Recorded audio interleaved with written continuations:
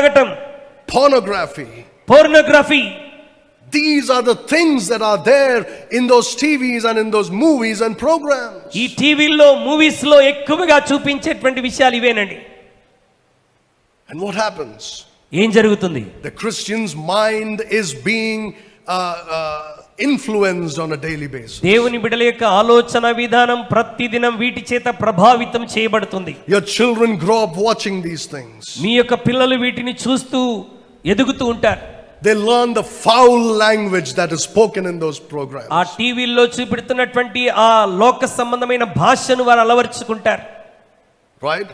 అంతేనా? Remember Daniel.